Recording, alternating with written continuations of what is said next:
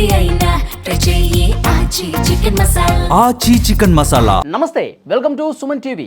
ప్రస్తుతం లైవ్ కాల్లో జాయిన్ అయ్యారు తెలంగాణ కాంగ్రెస్ అధికార ప్రతినిధి డాక్టర్ లింగం యాదవ్ గారు. మాట్లాడదాం. లింగం యాదవ్ గారు నమస్తే అండి. నమస్తే. లింగం యాదవ్ గారు, కాంగ్రెస్ పార్టీ విజయం పరంపర కొనసాగుతున్నది. మున్సిపల్స్లో చాలా మంచి విజయం దక్కింది. అయితే బీఆర్ఎస్ నేతలు నిన్నటి నుంచి కూడా కామెంట్ చేస్తూ ఉన్నారు, అసలు ఈ గెలుపు ఒక గెలుపేనా, అసలు వచ్చినటువంటి ఫలితాలు బీఆర్ఎస్ సాధించినటువంటి ఆ వార్డులు కావచ్చు, మేము పుంజుకున్న విధానం చూస్తే ఇది ఒక చెంపపెట్టు ప్రభుత్వానికి ఆ వ్యతిరేకత చాలా స్పష్టంగా కనిపిస్తుందని చెప్పి మాట్లాడుతూ ఉన్నారు. ఏమంటారు? గుడ్ ఆఫ్టర్నూన్ అండి. ముందుగా మీకు సుమన్ టీవీ ప్రేక్షకులకు డెఫినెట్ కూడా ఇవాళ తెలంగాణ ప్రజలు మున్సిపల్ ఎలక్షన్ లో చాలా స్పష్టమైన తీర్పిచ్చారు. కాంగ్రెస్ ప్రజా ప్రభుత్వానికి గౌరవనీయ ముఖ్యమంత్రి రేవంత్ రెడ్డి గారి ఆధ్వర్యంలో జరుగుతున్నటువంటి అభివృద్ధి సంక్షేమ కార్యక్రమాలకు వెన్నుదన్నుగా నిలిచి దాదాపు 80% ఇవాళ మున్సిపాలిటీలో కాంగ్రెస్ పార్టీని గెలిపించినందుకు ముందుగా ఇవాళ తెలంగాణ ప్రజలకు కాంగ్రెస్ పార్టీ పక్షాన ధన్యవాదాలు తెలియజేసుకుంటున్నాం. ఇవాళ చాలా మంది చాలా మాట్లాడుతున్నారు. ఇవాళ బీఆర్ఎస్ బీజేపీ నాయకులు ఇవాళ 2 సంవత్సరాలలో ఇవాళ ప్రజాప్రభుత్వం ఏర్పడిన తర్వాత పార్లమెంట్ నుంచి మొదలు పెట్టుకుంటే పంచాయతీ ఎలక్షన్ల వరకు, జూబ్లీహిల్స్ బై ఎలక్షన్ లో, అదే విధంగా నిన్న రిజల్ట్ వచ్చినటువంటి మున్సిపల్ ఎలక్షన్ లో కూడా ఎన్నిక ఏదైనా కూడా ఇవాళ తెలంగాణలో గెలిచేది కాంగ్రెస్ పార్టీ మాత్రమే.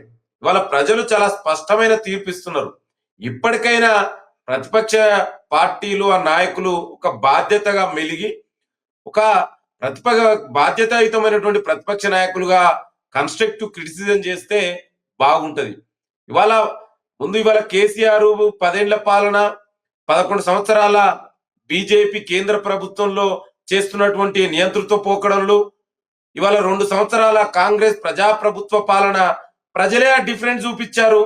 ప్రజలే ఇవాళ ప్రజాప్రభుత్వానికి వెన్నుదన్నుగా నిలిచారు. ఇవాళ బీఆర్ఎస్ పార్టీ మాట్లాడుతున్నారు, 10 ఏళ్లలో వాళ్ళు చేసినటువంటి దుర్మార్గాలు, నియంతృత్వం, అవి అరాచకాలు అన్నిటి కూడా ఇవాళ బయటకు వస్తున్నాయి. ఆ పండోర బాక్స్ బయట పడుతుంది. ఇవాళ వాళ్ళ స్వయంగా కేసీఆర్ కూతురే కవిత గారు వచ్చే చెప్తున్నారు కదా, ఇవాళ వాళ్ళ అవినీతి అక్రమాలు బయట పడుతున్నాయని. ఇవాళ అందుకే ప్రజలు వాళ్ళని ఫామ్ హౌస్ కు పరిమితం చేసిరు. ఇవాళ చూడు మీరు, ఇవాళ కేటీఆర్ వర్కింగ్ ప్రెసిడెంట్ అయినాక ఇప్పటి వరకు కూడా ఒక్క ఎలక్షన్ లో కూడా బీఆర్ఎస్ గెలవలేదు. ఇక వాళ్ళు మాట్లాడితే ఎట్లండి? ముందు ఇప్పటికైనా మీరు ప్రజలేం కోరుకుంటారు, ఒక బాధ్యత ప్రతిపక్ష పార్టీగా మీరు ఆ విధంగా మెసులుకోండి. ఇవాళ మేము చేసినటువంటి మున్సిపల్స్ కానీ అన్నీ కూడా అధికారంలో ఎవరుంటే వాళ్ళకే విజయం వచ్చినటువంటి చరిత్ర కూడా ఉంది. గతంలో బీఆర్ఎస్ అధికారంలో కూడా ఇదే జరిగింది. కానీ 90% ఫలితాలు అనుకూలంగా వస్తేనే విజయం సాధించినట్లు, ప్రభుత్వానికి మంచి ఫలితాలు వచ్చినట్టు, లేదు అంటే కనుక వ్యతిరేకత ఉంది అని చెప్పేసి అంటూ ఉన్నారు. మీరు సరిగా 700 స్థానాలు, 700 వార్డులు బీఆర్ఎస్కి వచ్చిందంటేనే క్లియర్గా ఇక్కడ అర్థమవుతుంది కదా, ప్రతిపక్షం ఎంత బలపడుతుందో అర్థమవుతుంది కదా అంటున్నారు వాళ్ళు.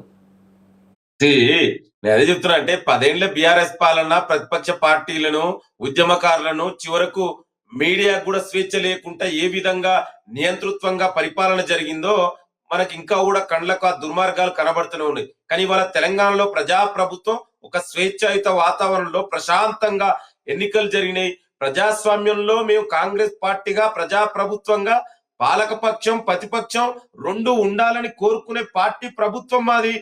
ఇవాళ డిస్టింక్షన్ లో ఇవాళ మున్సిపల్ ఎలక్షన్ లో కాంగ్రెస్ పార్టీ పాస్ అయింది 75-80%. అంటే మీరు చెప్పండి, డిస్టింక్షన్ లో పాస్ అయింది అంటే 100 ఇదేందండి? అది నియంతృత్వంలో జరుగుతుంది.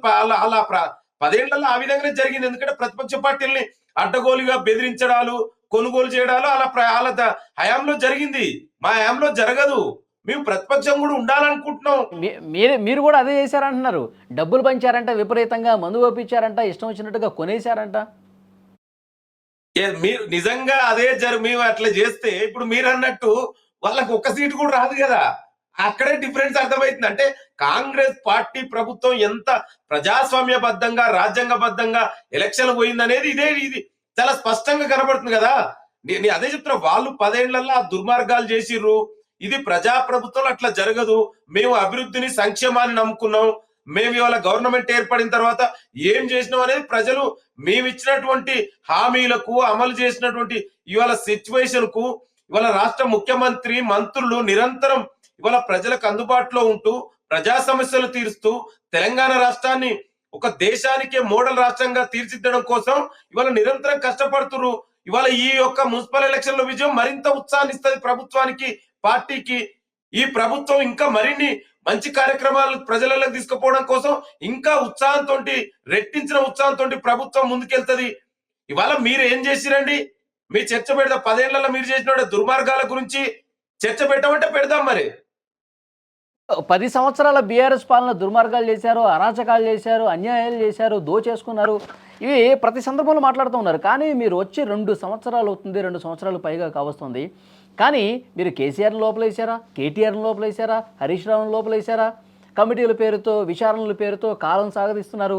బంతేమో సిబిఐ కోర్టులో వేశారు, బీజేపీయే చూసుకోవాలి, కిషన్ రెడ్డి నువ్వేం చేస్తున్నావు అని చెప్పి ఇది మాట్లాడుతూ ఉన్నారు. కాంగ్రెస్కి బాధ్యత లేదా? అరాచకాల గురించి మీరే మాట్లాడుతున్నారు కదా. అండి, అదే చెప్తున్నా. అంటే 10 ఏళ్లలో బీఆర్ఎస్ పాలన ఎంత అరాచకాలు, అక్రమాలు, అవినీతి జరిగిందని ఇవాళ తెలంగాణ ప్రజలందరూ తెలుసు.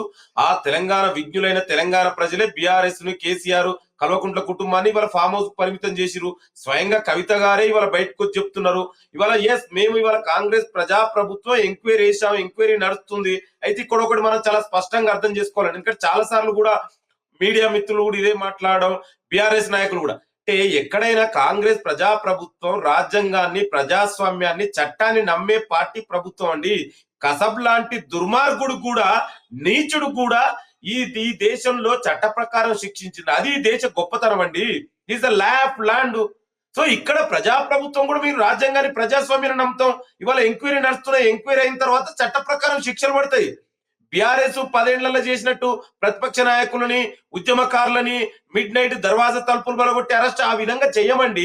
ఎందుకంటే మాకు ప్రజాస్వామ్యం మీద నమ్మకం ఉంది. వాళ్ళకు లేక ఆ విధంగా చేసిరు. మీరు వాళ్ళు చేసినట్టు మేము మమ్మల్ని చేయమంటే ఎట్లా అండి? మేము చెయ్యము. మేము ఏదైనా కూడా చట్ట ప్రకారం శిక్షిస్తాం. ఎంక్వైరీ నడుస్తుంది. ఎంక్వైరీ అయిన తర్వాత డెఫినెట్ కూడా ఇవాళ వాళ్ళ తప్పులు బయటపడుతున్నాయి. అది కేసీఆర్, కేటీఆర్ డెఫినెట్ కూడా జైలు పోవడం ఖాయం. ఎట్ ద సేమ్ టైం నేను ఏమంటున్నా అంటే జస్టిస్ అనేది ఇన్స్టాంట్ కాఫీ లెక్క ఇన్స్టాంట్ జస్టిస్ జరగదండి. ఇది ఇది ఇది రాజ్యాంగం, కాన్స్టిట్యూషనల్ డెమోక్రసీ. సో ఆ డిఫరెన్స్ లేకుండా బీఆర్ఎస్ నాయకులు మాట్లాడితే మనం ఏం చేయలేము. ఇవాళ చర్చ ఏందండి? ఇవాళ మీరు ఇప్పటికైనా ప్రతిపక్ష పార్టీగా మారి కనీసం మీ బాధ్యత నెరవేర్చండి.